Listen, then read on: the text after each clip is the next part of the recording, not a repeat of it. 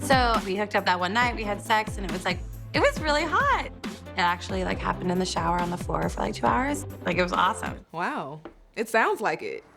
Emily details her one-night stand with Kobe after meeting him in a nightclub in China.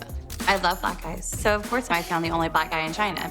And she explains how their love story went from something spontaneous and wild I thought Kobe was just gonna be a really fun one-night stand. to something so precious,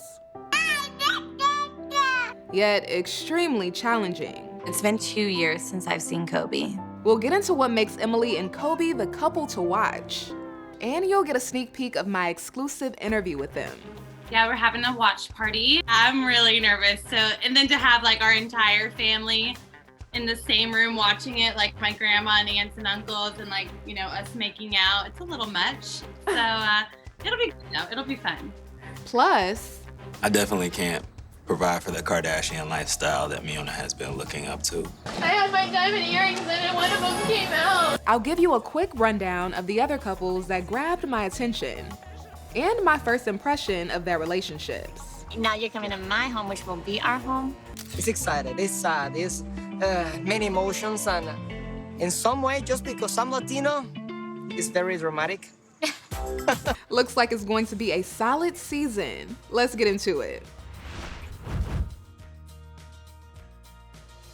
Hey 90 Day fans fam, it's Melicia. Season 9 of 90 Day Fiancé is here. And whenever new couples come in, it takes a minute to warm up to them and to actually care. But this group feels different.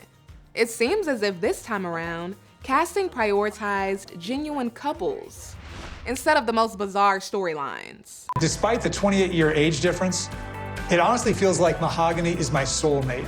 No shade to Ben and Mahogany, just trying to make a point here. Girl, how you gonna say no shade and then shade the out that lady? All I'm saying is this season's cast is refreshing.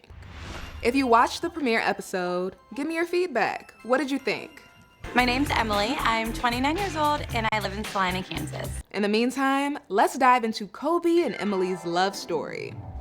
I think they may become fan favorites. I feel the same way, girl. All right, Emily grew up in a small town in Kansas. It's quiet, it's quaint, there's not a lot to do. And when she got to college, she let loose. I definitely wanted to, party and not study, and I was like, oh, what's a degree? I'd rather go hang out with my friends and have a good time. Emily then randomly decided to move to Thailand for a month, and then China for a summer. Do 90 Day cast members ever make you feel like you need to be more adventurous? What you talking about? I know sometimes their adventure leads to wild outcomes, but I can't help but admire someone who is bold enough to live life on the edge like that and seriously just do whatever it is they want. Nothing really holds me back, and I just do what I want to do. I was in Xi'an, China, and I got the opportunity to teach English there for 2 months. I definitely wasn't looking to meet someone and have a serious relationship, and I think I had about 2.5 weeks left, and one night I met Kobe. And it changed her life forever. I have a feeling we're not in Kansas anymore. This is me in person. Okay, here is Kobe. He's a 34-year-old international underwear model. What? An international underwear model, obviously that's a perk too. And he's from Cameroon. The night I met Kobe, we were actually having a girls' night. Emily says she looked over her shoulder and saw this guy in all white dancing. Immediately, she was attracted to him. His arms were huge and muscular, and I was like, whoa, this guy's really sexy. I've got to get to know him. Somehow, some way, Emily found her type in a nightclub in China. I love black guys, so of course I found the only black guy in China. What are the odds? My first real boyfriend was a black guy. Her love for black guys is something we talked about during our chat. My high school, we had I think 2 black guys, not that many at all. I don't know, I was just always attracted to him, they're so hot. So in high school, once I started dating, my first boyfriend, yeah, he was a black guy, and it was just what I go for. You can hear the rest of that conversation, plus more, in my interview with Emily and Kobe. Subscribe to Entertainment Tonight's YouTube channel so you don't miss it. You can also catch it on etonline.com. All right, let's get into Emily detailing their one-night stand, which sparked a flame that's still burning. So we hooked up that one night, we had sex, and it was really hot. It actually happened in the shower on the floor for 2 hours. It was awesome. Emily says she didn't expect it to go any further than that passionate night. But to her surprise, things got serious, fast. He was just so sweet and just a genuinely nice guy. I knew it was somebody who I wanted to be with. I was like, wow, I really think I love you, even so quick. And we just didn't want to leave each other. Yeah, he's the nicest guy I've ever been with. Wow. It still blows my mind that I met him in China at a bar. Kobe ended up proposing to Emily in China. Oh my God. And 4 weeks into their engagement, she found out she was pregnant.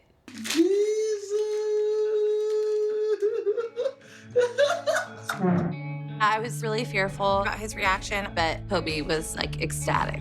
I always knew I wanted to be a mom. Even in 2nd grade, I told my teacher I did not need to learn math because I was gonna be a stay-at-home mom and take care of all of my kids. I've always admired a girl who fights for what she wants, Fun fact, before we go any further, during my interview with Kobe and Emily, I found out that these two didn't even apply to be on the show. A friend who was aware of their story and what they were going through applied for them. According to Emily, she and Kobe knew nothing about 90 Day Fiancé. Since everything had been moving so fast, I wanted Kobe to come to America and meet my family before making wedding plans. So we applied for a visiting visa, and while we were waiting on that, Kobe went back to Cameroon, and I went back to Salina and moved in with my parents. When it comes to Emily's parents, here's how they reacted when she returned to America from China, expecting a baby. Oh, your ass is grass. They were already nervous enough to let me go to China, and here I come back with a very expensive souvenir forever. Emily says her parents were shocked, and her mom was really upset because she didn't know how all this would work out. I mean, let's face it, your track record hasn't been great. Emily goes on to open up about her past relationships and how her choice of men play into her parents' fear about Kobe. In my early 20s, I definitely didn't have a very good self-worth, so I just hook up with guys. I went for the bad boys. I mean, 2 of my exes are incarcerated. I wonder for what? Well, I mean, it's one thing if it were only you, but it's not only you. Yeah. You have to consider the baby and what's best for him. A week before Emily's due date, they found out Kobe's visitor visa was denied. So he wasn't able to be at their son Coben's birth. I was really emotional when my son was born. You're crying, but you're happy, but you're crying because his dad's not here. So after Coben was born, Kobe and I decided to file for the K-1 visa so our family could be together. Well, COVID came and put a pause on that dream. Now, Emily hasn't seen Kobe in 2 years, and Kobe has never met his son in person. It's just sad that, his dad's not here to change the first diaper or, to throw him the ball or teach him French, it's just been mommy, mommy, mommy. So it's definitely hard, I could only imagine. And then there's the pressure to not only make sure the baby knows he has a dad. Say hi, Daddy. Dada. Dad, that's your daddy. But to keep Kobe in the loop with everything so he doesn't feel worse about missing out. Oh, I feel bad. That's a lot of responsibility on a new mom. See, being adventurous can be great, but it can also come with outcomes that are least desirable. I'm just gonna stay over here. Also, I want to give props to Emily. I don't know if it's just me, but the fact that this 1.5-year-old who has never met his dad in person reacts this way when he sees him on video Dad, that's your daddy. says a lot. It's pretty impressive. He's a wild man, but excited to see his daddy. Oh my gosh. Well now, after all the waiting, there is light at the end of the tunnel for Kobe and Emily. We learn in the premiere episode that his K-1 visa has been approved and he will be in America in a matter of days. Although this is exciting, understandably, it also has Emily nervous. When Kobe and I were in China, it was definitely honeymoon phase. You know, we were able to go to the clubs, to the bars, and like have a good time. And now, like, I'm not a partier anymore. I've changed a lot physically. When he met me, I was super fit, went to the gym every day. Now I have a mom bod and we have a son, and I don't know if the chemistry's still there. I don't know if he's gonna find me attractive. I really don't know what he's gonna think of me when he gets to America. You go do your thing, okay? You take care of him so much. I love you, babe, and I can't wait to see you guys. Aw, how cute. When Kobe gets to America, they will be staying with Emily's parents. We don't know Kobe at all.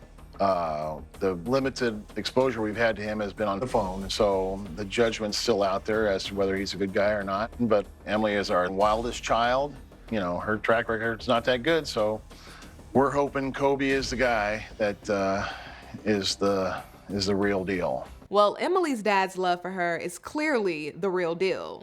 Due to the fact that Kobe can't work for 6 months and Emily working as a nanny doesn't cover all their bills, her dad has decided to take care of her, Kobe, and Coben for the time being, until Kobe can get on his feet.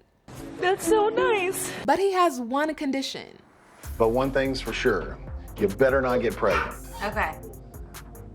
Okay, all right. Okay, yeah. Okay, no, but you haven't seen the guy in 2 years. You know, I mean, have you got, I have birth control, I just haven't taken it yet. Doubt seeps in even more for Emily's parents when Emily says Kobe opened up a cafe in Cameroon 3 months ago, even while he knew he was coming to America.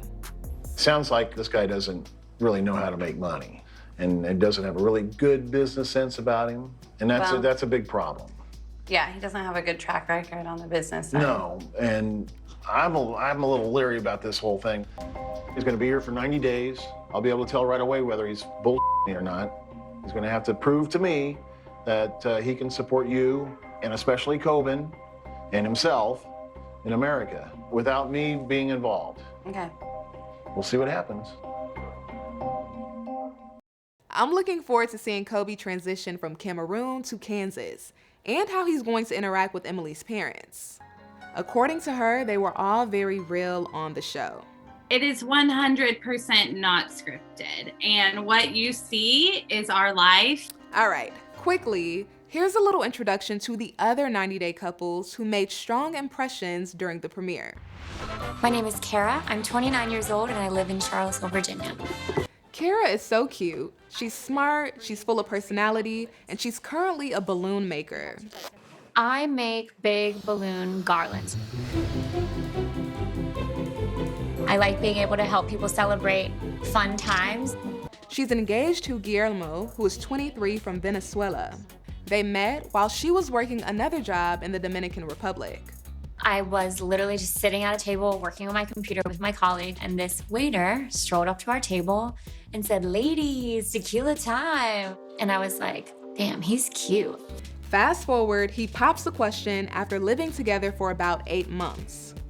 We decided to go ahead and move forward with the K-1 visa so that we could start our lives in the United States. Kara's job in the Dominican Republic fell through, so she decided to head back to the US. And due to COVID, she wasn't able to see Guillermo for over a year. But now, she's returning to the DR to escort him to his new home. I'm so happy, I'm so happy.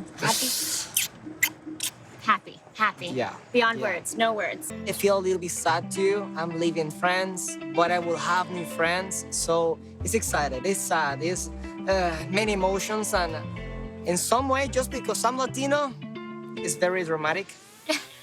These two are obviously madly in love. The passion and the chemistry is there.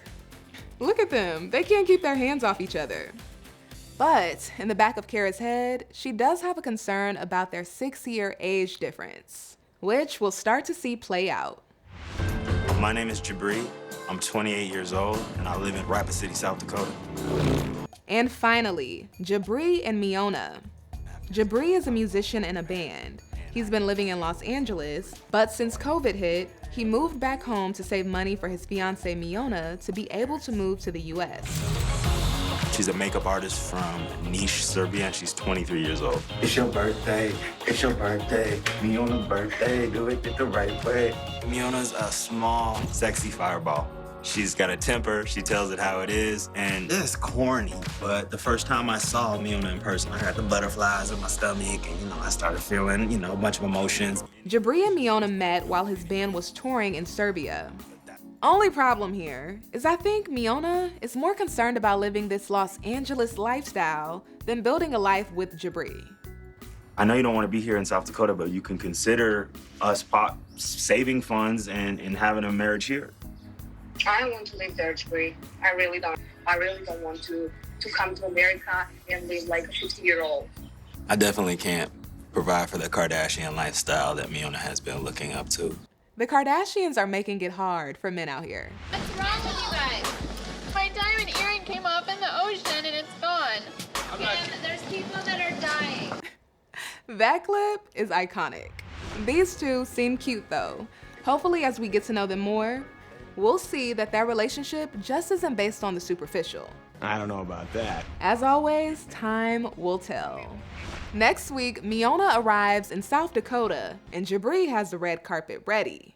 Come here, princess. This isn't on 90 Day Fiancé. This is your red carpet, baby. Do a little spin. Let me get a little photo, miss. All right, 90 Day Fans fam, I think we're off to a good start with this season. Once again, let me know what you think. And make sure you stick with ET because we are covering it all. I will see you next time.